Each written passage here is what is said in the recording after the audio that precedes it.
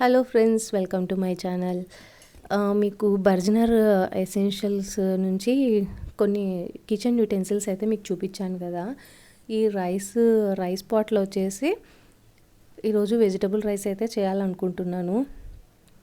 So ఈరోజు vegetable rice అయితే దీంట్లో ఎలా వచ్చింది, నేను ఎలా చేశాను అనేది మీకు ఒకసారి చూపిస్తాను, చూసేయండి. సో ముందుగా అయితే ఫస్ట్ నేను రైస్ అయితే కడిగి నానపెట్టేద్దామని బియ్యం అయితే తీసుకున్నాను. ఇక్కడ వచ్చేసి 2.5 గ్లాస్ రైస్ అయితే తీసుకున్నాను అనమాట. మాకు 2.5 అయితే సరిపోతుందని చెప్పేసి 2.5 గ్లాస్ రైస్ అయితే తీసుకున్నా. సో ఈ రైస్ని వచ్చేసి మంచిగా వాష్ చేసేసి దీంట్లో బియ్యం మునిగేంత నీళ్ళు అయితే పోసేసి నానబెట్టేసుకోవాలి.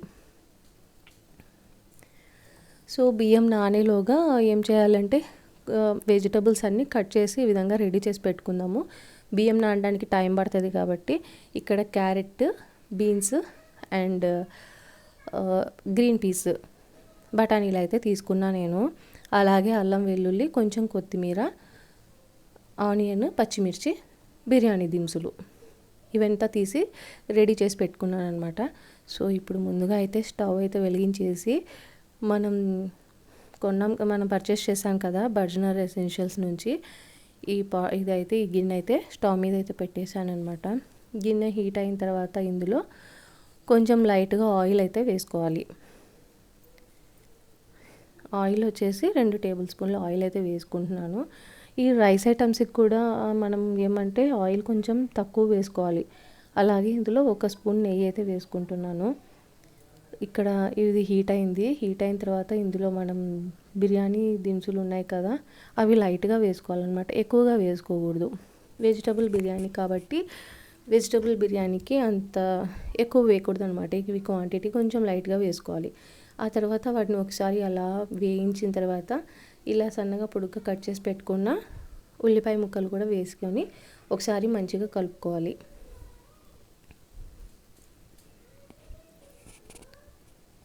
ఈ ఉల్లిపాయ ముక్కలు బాగా ఇట్లా వేగిన తర్వాత పచ్చిమిరపకాయలు, కొంచెం కారం వచ్చేది మనకు పచ్చిమిరపకాయల నుంచే కాబట్టి స్పైస్ ఎక్కువ వేసుకోవద్దండి. మనకు రైస్లోకి ఎంత అయితే కారం తినగలమో అంతవరకే మిర్చి అయితే వేసుకోవాలన్నమాట. సో పచ్చిమిర్చి, ఆనియన్స్ ఇవన్నీ మంచిగా ఇట్లా వేయించుకోవాలన్నమాట. ఈ విధంగా కొంచెం ఆనియన్ బాగా వేగిన తర్వాత ఇక్కడ నేను ఒక టమాటా అయితే వేసుకుంటున్నాను. ఒకటి చిన్నది టమాటా సన్న ముక్కలుగా కట్ చేసుకొని వేసుకున్నాను అనమాట. టమాటా వచ్చేసి కంప్లీట్ ఆప్షనల్, వేసుకోవచ్చు లేదంటే అవసరం లేదు, వేసుకోకపోయినా బాగానే ఉంటుంది. బట్ నేనైతే ఒక టమాటా అయితే వేసాను, కొంచెం టేస్ట్ బాగుంటుందని చెప్పేసి వేసుకున్నాను అనమాట. ఒకసారి ఇవన్నీ బాగా కలుపుకోవాలి. ఆ తర్వాత బఠానీలు ఉన్నాయి కదా, పచ్చి బఠానీలు, తర్వాత నేను పచ్చి బఠానీలు కూడా వేసుకుంటున్నా.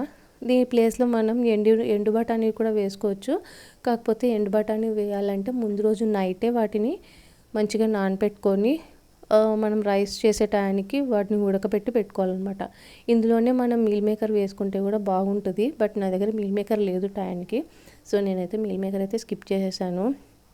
సో ఇవి క్యారెట్, బీన్స్, బఠానీలు ఇవి కొంచెం సిమ్లో పెట్టేసి మంచిగా అవి మగ్గే లోపల ఇక్కడ అల్లం వెల్లుల్లి పేస్ట్ రెడీ చేసుకుందామని చెప్పి మిక్సీ జార్లో అల్లం వెల్లుల్లికి వేసుకున్నాను.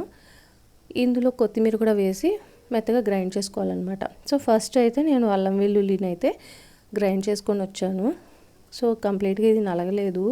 సో ఈ కొత్తిమీర అయితే ఇంత వేసుకుంటున్నా. ఇందులోనే కొంచెం వాటర్ వేసేసి మెత్తని పేస్ట్ లాగా చేసుకోవాలి. వాటర్ ఎక్కువ వేయకూడదు, అది అంతా మెత్తగా గ్రైండ్ అయ్యేమైనా మనకు వాటర్ వేసుకుంటే సరిపోతుంది. కొత్తిమీర మరీ ఎక్కువ వేసుకోకూడదండి. కొత్తిమీర ఎక్కువ వేసుకుంటే మళ్ళీ అది కొత్తిమీర రైస్ కింద వెళ్ళిపోతుంది. సో కొత్తిమీర కొంచెం తక్కువగానే వేసుకొని కొంచెం వాటర్ వేసుకొని ఈ విధంగా మెత్తగా ఫైన్ పేస్ట్ లాగా రెడీ చేసి పక్కన పెట్టుకోవాలి.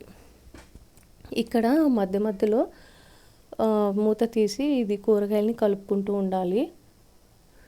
అవి ఎంతవరకు మగ్గినాయి అనేది చెక్ చేసుకుంటూ ఉండాలన్నమాట. సో అడుగైతే ఏం మాడలేదు, బాగానే ఉందనిపించింది నాకు. కూరగాయ ముక్కలు కూడా బాగా మగ్గాయి. అది మూత లిడ్ ఉంటుంది కదా, ఆ లిడ్ని బట్టే వెజిటబుల్స్ అనేది బాగా మగ్గుతాయి అన్నమాట. ఆవిరి బయటికి పోకుండా కరెక్ట్ ఆవిరి మీద మంచిగా కుక్ అవుతాయి అన్నమాట. సో వెజిటబుల్స్ ఇంకా కొంచెం మగ్గాలి. ఒక 50% మగ్గినాయి. ఒక 50% మగ్గిన తర్వాత మళ్ళీ ఒకసారి మూత తీసి మంచిగా కలుపుకున్నాను. ఇంకా ఇంకా కొంచెం మగ్గాలన్నమాట ఇవి.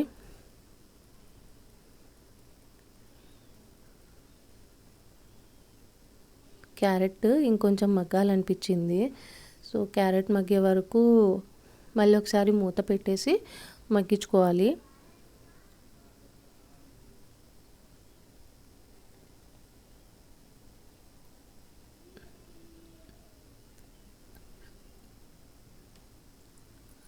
కాసేపు అయ్యాక మూత తీసి చూస్తే మంచిగా ఉడికిపోయాయండి. ఒక మళ్ళీ 5 to 10 minutes తర్వాత చూసినట్లయితే ఈ కూరగాయలన్నీ బాగా మగ్గిపోయాయి అన్నమాట. సో ఇంకొక 30% 70% కుక్ అయిపోయిన తర్వాత మళ్ళీ మసాలా ఉంది కదా, ఈ మసాలా వేసుకున్నాం కదా, అల్లం వెల్లుల్లి పేస్ట్, కొత్తిమీర, ఇది ఒకసారి వేసి బాగా కలుపుకోవాలి. ఇక్కడ మెయిన్ ఈ స్టెప్పే అండి. ఇక్కడ మనం ఆ మసాలా వేయంగానే మంచి వాసన వస్తుంటుంది అనమాట. సూపర్గా మంచి స్మెల్ వస్తుంటుంది.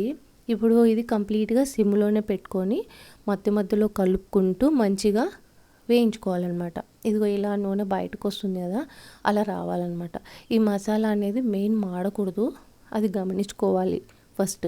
ఈ మసాలాని కొంచెం టైం ఎక్కువైనా సిమ్లోనే మంచిగా వేయించుకోవాలన్నమాట. ఇక్కడ మీరు చూసినట్లయితే మసాలా అయితే బాగా మగ్గిపోయింది. సో మాడడం అయితే మాడలేదండి, చాలా బాగా కుక్ అయింది. ఇప్పుడు ఇందులో వచ్చేసి ధనియాల పొడి 1 స్పూన్ వేస్తున్నాను. కొద్దిగా వేసుకుంటే చాలు, ధనియాల పొడి కూడా ఎక్కువ వేయకూడదు. ధనియాల పొడి కూడా ఎక్కువ వేయకూడదండి, అది లైట్గా వేసుకోవాలి ధనియాల పొడి. ధనియాల పొడి కూడా వేసుకున్న తర్వాత ఒక 5 minutes అట్లా మూత పెట్టి కొంచెం సేపు అట్లా, అది కూడా వెజిటబుల్స్కి అన్నిటికీ ఈ మసాలా అంతా బాగా పట్టేటట్లు కొంచెం సేపు అట్లా మూత పెట్టి మగ్గించుకోవాలి. కొంచెం సేపు అయిన తర్వాత మూత తీసిన తర్వాత ఇలా మనం కడిగి పెట్టుకున్నాం కదా రైస్, ఆ బియ్యంలో నీళ్లు పంపేసి రైస్ మొత్తం వేసుకొని ఈ రైస్ వచ్చేసి ఈ మసాలాలో వెజిటబుల్స్లో బాగా కలిసేటట్టు మంచిగా కలుపుకోవాలి. సో ఇలా మంచిగా కలిపిన తర్వాత ఇప్పుడు ఒక గ్లాస్కి 2 glasses ఆఫ్ వాటర్, నేను 2.5 glass రైస్ తీసుకున్నాను కాబట్టి నేను మొత్తం 5 glasses వాటర్ అయితే వేసాను.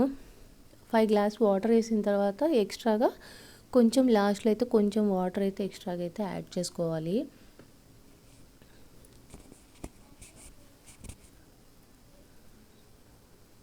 కొద్దిగా ఎక్స్ట్రాగా వాటర్ యాడ్ చేసుకుంటే మనకి మరి అన్నం ఉడకలేకుండా అట్లా లేకుండా ఉంటుంది అన్నమాట. వెజిటబుల్స్ అవి కూడా కుక్ అవుతాయి కదా వాటర్లో, అట్లా అందుకనమాట ఎక్స్ట్రాగా వాటర్ అయితే పోసుకోవాలి.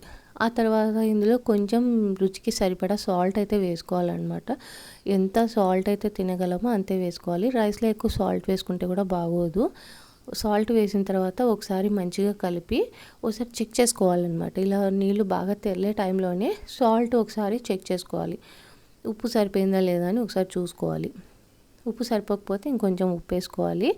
సరిపోయింది అనుకుంటే ఇట్లా బాగా తెరులుతుంది కదా నీరు, ఈ నీళ్ళంతా ఇలా తెరులుతున్నప్పుడు దీనిపైన కొంచెం నెయ్యి, ఇట్లా పైనుంచి నెయ్యి 1 స్పూన్ నెయ్యి వేసి మూత పెట్టేసి కంప్లీట్గా సిమ్లోనే ఉడకపెట్టాలి. ఇప్పుడు అలా సిమ్లోనే పెట్టి మధ్య మధ్యలో రైస్ని కలుపుకుంటూ ఉండాలన్నమాట. కిందికి అదే అడుగు నుంచి పైకి అట్లా బియ్యం అన్నం మొత్తాన్ని ఇట్లా కలుపుకోవాలి. అలా కలుపుకుంటే అడుగుకి పైకి అట్లా అంతా మంచిగా ఈవెన్గా కుక్ అవుతుంది అన్నమాట రైస్. తర్వాత మూత పెట్టి తడి అనేది ఇంకిపోయే వరకు మంచిగా చేసుకోవాలి. ఇది కంప్లీట్గా ప్రాసెస్ సిమ్లోనే పెట్టాలి. ఒక 2 times అట్లా కలిపితే సరిపోతుంది, 2-3 times కలిపితే సరిపోతుంది అనమాట రైస్ మధ్య మధ్యలో. ఎందుకంటే అడుగు అంటుతుందా లేదా ఈవెన్గా కుక్ అవ్వడానికి అలా చేయాలన్నమాట. సో రైస్ అయితే బాగా ఉడికిపోయింది, మంచిగా పొడి పొడిగా అయితే వచ్చేసింది అనమాట. ఇంకా మేము ఆఫ్టర్నూన్ లంచ్కి అయితే వెజిటబుల్ రైస్ ప్లస్ రైతా వేసుకొని ఆఫ్టర్నూన్ మీల్ అయితే కంప్లీట్ చేసాము. మీకు ఈ వీడియో నచ్చినట్లయితే లైక్ చేయండి, సబ్స్క్రైబ్ చేసుకోండి. Thanks for watching.